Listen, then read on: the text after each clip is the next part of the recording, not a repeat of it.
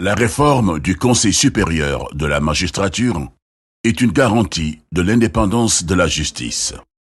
La Constitution du Sénégal, adoptée le 22 janvier 2001, proclame la séparation et l'équilibre des pouvoirs conçus et exercés à travers des procédures démocratiques. Ainsi, le pouvoir exécutif est incarné par le président de la République. Le pouvoir législatif est dirigé par le président de l'Assemblée nationale.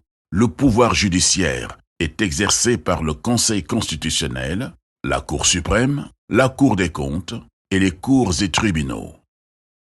Le Conseil supérieur de la magistrature, instance en charge de la carrière des magistrats, est cependant présidé par le président de la République, chef de l'exécutif. Une réforme du Conseil supérieur de la magistrature, une nécessité.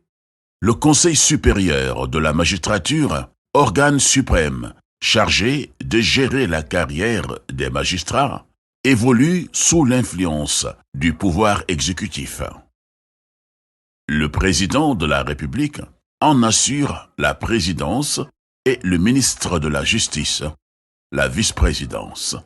Le secrétariat du Conseil supérieur de la magistrature est également un service rattaché à la présidence de la République.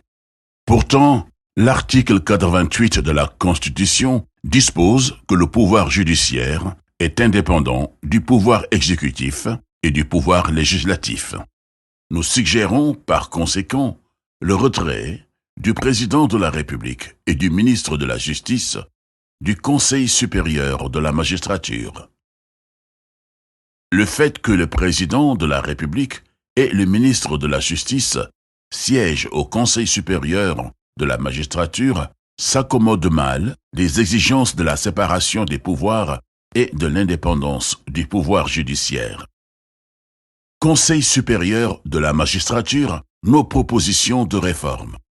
Une réforme efficace du Conseil supérieur de la magistrature passe par les étapes suivantes.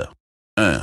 La présidence du Conseil supérieur de la magistrature est assurée par le premier président de la Cour suprême. Le procureur général près de la dite Cour assure la vice-présidence.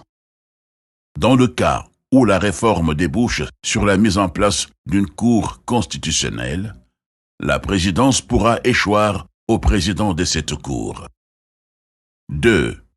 Le Conseil supérieur de la magistrature est ouvert à de nouveaux membres, notamment des représentants des avocats, des professeurs d'université et des organisations de la société civile. Relevons que dans toutes les démocraties où un tel organe existe, la présence de magistrats et de non-magistrats est la règle. 3. Les membres élus au sein du Conseil supérieur de la magistrature seront au moins égaux aux membres de droit. 4. Les décisions prises par le Conseil supérieur de la magistrature seront validées par le président de la République en vertu de son pouvoir de nomination. 5. La direction des poursuites est désormais sous la responsabilité du procureur général près la Cour suprême ou la Cour constitutionnelle, la politique pénale restant toujours une prérogative du ministre de la Justice. La réforme du Conseil supérieur de la magistrature a au moins 2 atouts. Elle renforce l'indépendance de la justice et du pouvoir judiciaire.